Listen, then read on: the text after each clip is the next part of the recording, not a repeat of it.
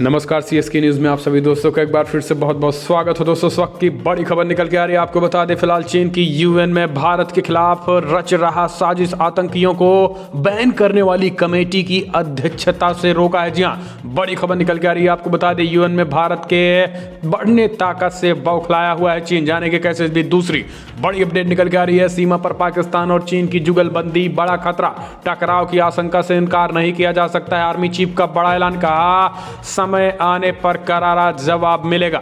इस बीच तीसरी बड़ी अपडेट निकल के आ रही है। डोनाल्ड ट्रंप के खिलाफ महाभियोग प्रस्ताव पेश, कल हो सकता है मतदान।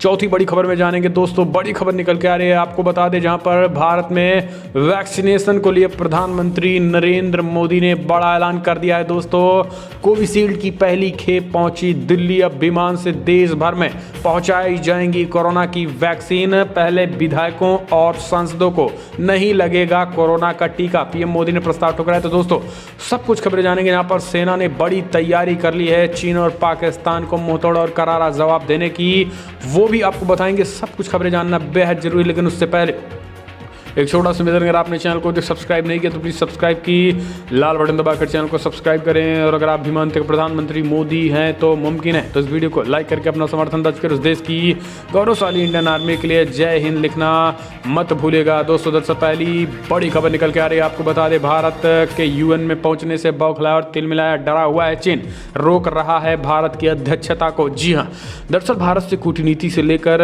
आर्थिक और सैन्य मोर्चे पर लगातार मुंह की खा रहा है चीन। अपनी बेजा हरकतों से बाज नहीं आ रहा है। ड्रैगन ने अब संयुक्त राष्ट्र सुरक्षा परिषद यूएनएससी की एक सब कमेटी में भारत की अध्यक्षता में अड़ंगा लगा रहा है। गौरतलब है कि चीन सुरक्षा परिषद का स्थायी सदस्य है।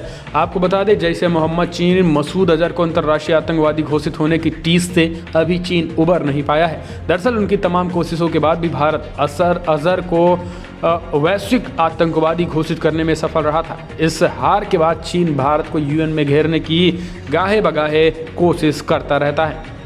राजनीतिक सूत्रों के अनुसार इस बार चीन ने भारत को आतंकवादियों के खिलाफ एक्शन लेने वाली एक सब कमेटी की अध्यक्षता करने से रोक दिया है। भारत ने 1 जनवरी को यूएनएससी ने के अस्थायी सदस्य के तौर पर अपना कार्यकाल शुरू किया था।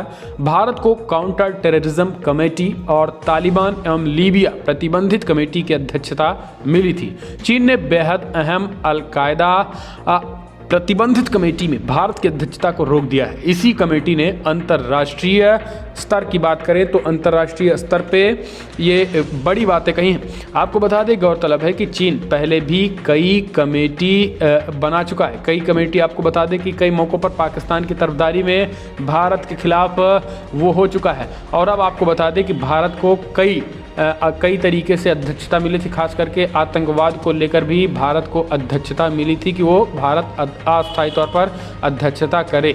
लेकिन आपको बता दें कि चीन को ये रास नहीं आ रहा है, क्योंकि अलकायदा कमेटी का चीफ भारत को अध्यक्षता करने की मिली थी। इंडोनेशिया, कजाकिस्तान, न्यूजीलैंड और ऑस्ट्रेलिया ने भी इस दौरान अलकायदा से जुड़ी कमेटियों की अध्यक्षता कर चुका है। अब की बार भारत के मिलने से चीन बौखला गया है। हम चलते हैं, अपडेट लेते हैं। फिलहाल दोस्तों, जासूसी में गिरफ्तार पूर्व सैनिक का मेरठ से बड़ा कनेक्शन, खुफिया विभाग सतर्क, जल्द खुलेंगे गहरे राज। सेना की गोपनीय सूचना पाकिस्तान की खुफिया एजेंसी को देने के पूर्व आरोपी सैनिक सौरभ के मेरठ कनेक्शन पर खुफिया विभाग सतर्क है। खुफिया विभाग के अधिकारी पता लगा रहे हैं कि सौरभ को हापुड़ से मेरठ के सॉफ्रिक्स मॉल में बुलाकर नोटों से भरा लिफाफा देने के पीछे एजेंटों का क्या मकसद होगा।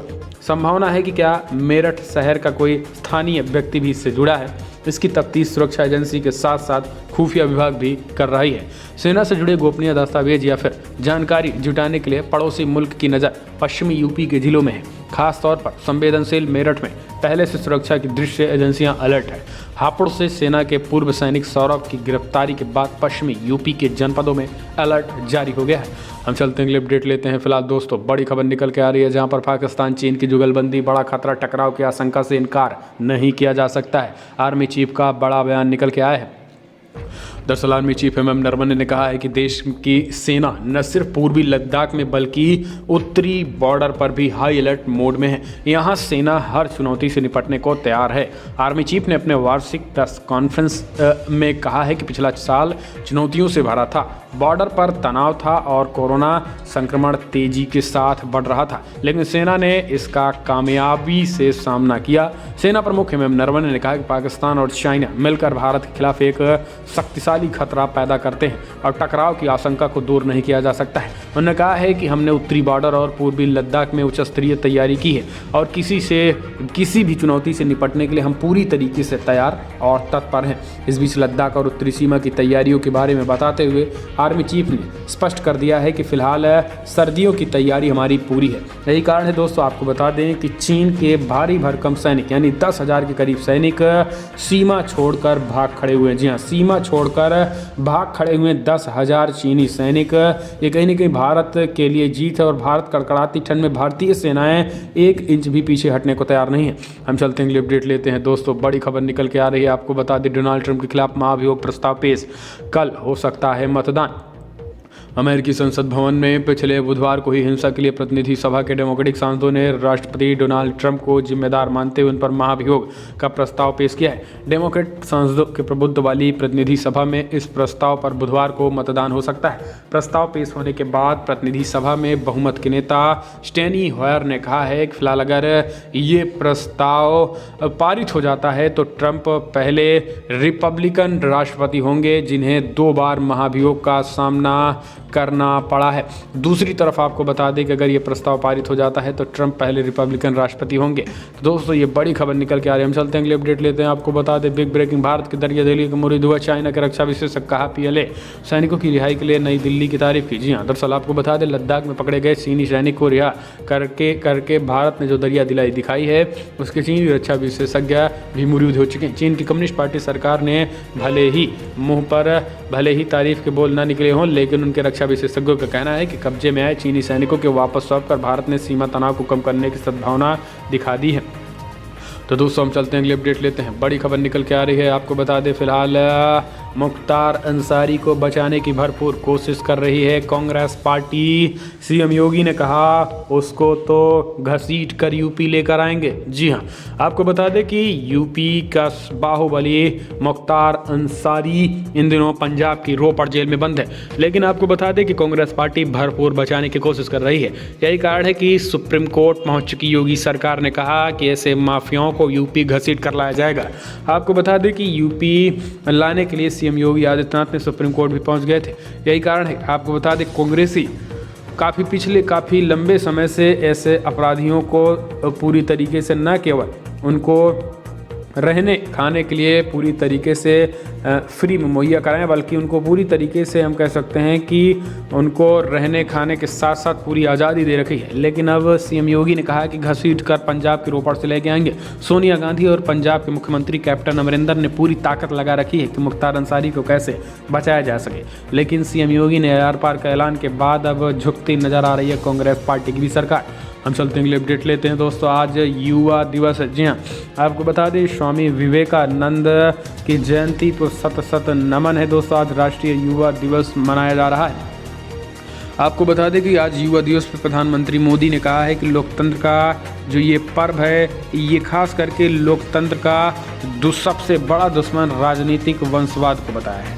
PM मोदी ने बड़ी बातें कही हैं। दरअसल PM मोदी ने आज युवा शक्ति पर कहा है कि युवा शक्ति पर विश्वास करते थे स्वामी विवेकानंद और युवाओं पर पूरा भरोसा भी करते थे, क्योंकि युवाओं की ताकत को वो समझते भी थे और युवाओं की जो ताकत है वो शायद किसी के पास इतनी ताकत नहीं है। आज 125 करोड़ देश की जनसंख्या में लगभग 50 करोड़ की जनसंख्या युवा है। ऐसे में भारत आने वाले समय में सुपर पावर बनने से कोई रोक नहीं सकता है।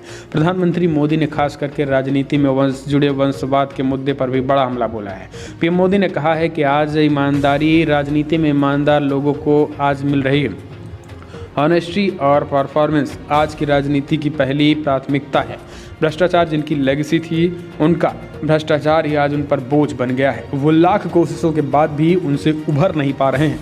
कुछ बदलाव बाकी है और ये बदलाव देश के युवाओं को ही करने हैं। राजनीतिक वंशवाद देश के सामने ऐसी चुनौती है जिसे जड़ से उखाड़ना है।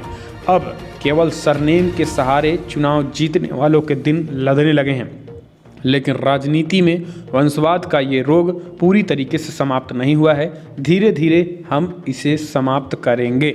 हम चलते हैं अगले अपडेट लेते हैं। दोस्तों बड़ी खबर निकल के आ रही, कोरोना वैक्सीन कोविशील्ड की पहली खेप पहुंची दिल्ली। अब विमान से देश भर में पहुंचाई जाएगी। जी हाँ, कोरोना वैक्सीन की पहली खेप के राजधानी दिल्ली पहुंच गई है। इसके साथ ही देश भर में शनिवार को 16 जनवरी से टीकाकरण अभियान शुरू हो जाएगा। पुणे स्थित सीरम इंस्टीट्यूट ऑफ इंडिया से मंगलवार को देश के अलग अलग हिस्सों में वैक्सीन सप्लाई का सिलसिला शुरू कर दिया है। मंगलवार तड़के विशेष विमान के जरिए वैक्सीन की सप्लाई शुरू हुई तो करीब 10 बजे दिल्ली के इंदिरा गांधी अंतर्राष्ट्रीय हवाई अड्डे पहुंची है। इन्हें अब से कोल्ड स्टोरेज में रखा जाएगा और जब टीकाकरण की शुरुआत होगी तब टीकाकरण केंद्र तक पहुंचाया जाएगा। तो दोस्तों हम चलते हैं अगले अपडेट लेते हैं। अखिलेश के गढ़ में ओवैसी ने दस्तक। जी आपको बता दें आज यूपी में ओवैसी ने पारा गर्म कर दिया है। बड़ी खबर निकल के आ रही, वाराणसी पहुंचे आईएमआईएम चीफ असदुद्दीन ओवैसी। बोले अखिलेश यादव सरकार ने 12 बार यूपी आने से रोका है, अब दोस्ती तो निभानी ही पड़ेगी। जी हाँ, आपको बता दें कि आज ओवैसी यूपी के दौरे खास करके आजमगढ़, जौनपुर और तमाम इन जिलों में दौरा किए हैं। यूपी में होने वाले आगामी विधानसभा चुनाव से पहले पूर्वांचल की सियासी जमीन तलाशने के लिए वाराणसी पहुंचे एआईएमआईएम चीफ असद ओवैसी ने समाजवादी पार्टी के मुखिया अखिलेश यादव पर सीधे हमला बोला। उन्होंने आरोप लगाया है कि समाजवादी पार्टी के कार्यकाल में उन्हें 12 बार यूपी आने से रोका गया है। बिहार चुनाव में मिली सफलता के बाद यूपी में गठबंधन की राजनीति को बढ़ते हुए उन्होंने सहलदेव भारतीय समाज पार्टी से समझौता किया है। ऐसे में ओवैसी ने कहा है कि भाजपा के ओम प्रकाश राजभर से उनकी दोस्ती है। गौरतलब है कि यूपी विधानसभा चुनाव 2022 से पहले राज्य में राजनीतिक हलचल तेज हो गई है। इसी कड़ी में 12 जनवरी यानी मंगलवार को एआईएमआईएम चीफ असद ओवैसी पूर्वांचल के एक दिवसीय दौरे पर वाराणसी पहुंचे हैं। उनके साथ सुहेलदेव भारतीय समाज पार्टी के अध्यक्ष ओम प्रकाश राजभर भी मौजूद रहेंगे। इससे पहले ओम प्रकाश राजभर और एआईएमआईएम चीफ असद ओवैसी की मुलाकात हुई थी। सवाल यही है कि क्या बिहार गठबंधन में शामिल हुए बसपा भी यूपी के चुनाव में एआईएमआईएम के साथ मिलकर चुनाव लड़ेगी या फिर नहीं, ये तो समय बताएगा। लेकिन आपको बता दें आज सियासी पारा गर्म कर दिया। आजमगढ़ पहुंचकर ओवैसी ने यह बता दिया कि अब इस बार विपक्षी पार्टियों की खैर नहीं है, क्योंकि बीजेपी के वोट बैंक में ओवैसी जैसे लोगों का सेंधमारी कर पाना यह नामुमकिन है। लेकिन